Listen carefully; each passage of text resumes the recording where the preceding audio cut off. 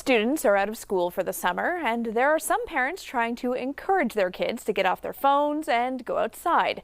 So how do you do that when technology is so ingrained in our daily lives? Well, Eria Bellil is with the Quebec Association of Neuropsychologists and presented at government hearings into Screen Time. Thank you so much for being here today.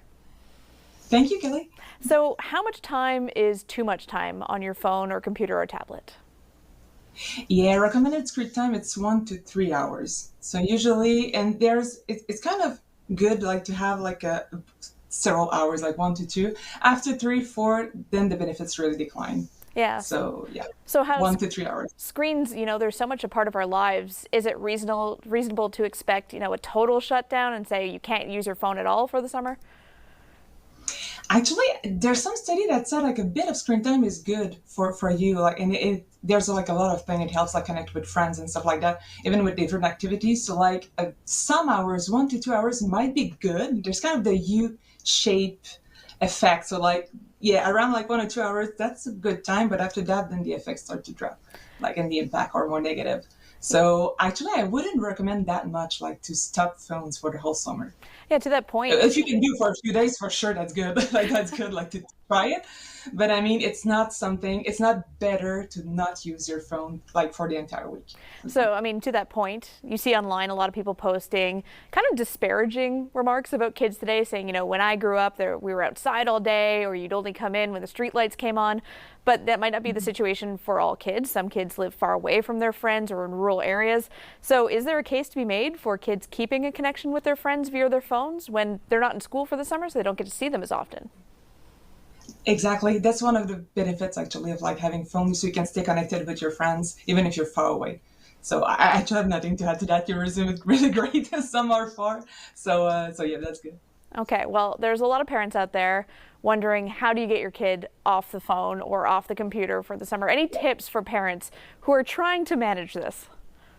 For sure. And first, the brain thrives on diversity. So, like, it needs a variety of stimuli, like social, physical, creativity, to develop and stay healthy. And I would say even parents sometimes struggle with their screen limits. So, adults, like, sometimes have difficulty managing their own digital habits. So, like, this is making it harder to model a good balance for their children. So, what I suggest is that the family take on playful challenges as a group. So it helps kids stay engaged, makes the process even more enjoyable, and it even teaches the parents a thing or two with that. So some of the thing I would recommend is actually 4 of them. First one, it's one that comes to mind maybe more easily. It sets screen-free periods as part of your daily routines. So you have to build natural pauses into the day. For example, like screen-free morning or after lunch, for example.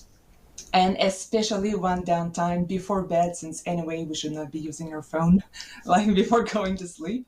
So there's those screen-free time, but also you can create screen-free zones. So area of the home, like for example the bedroom, and please the dining table. So like at those places, phones aren't allowed. So yeah, it may even like foster and nurture connections. So there's that.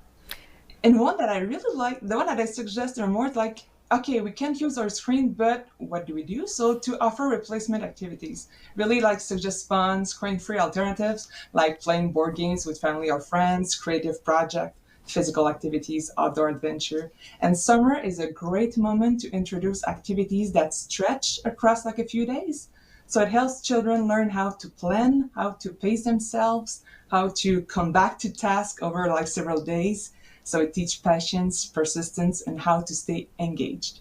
So this activity can be solo or as a group.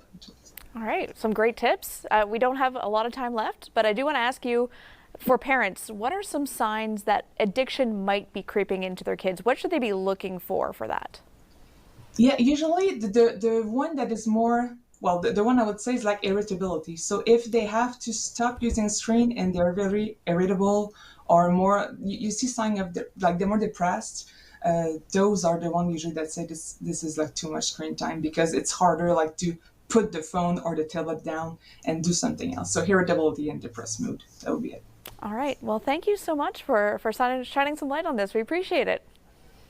You're welcome. Thank you very much for having me.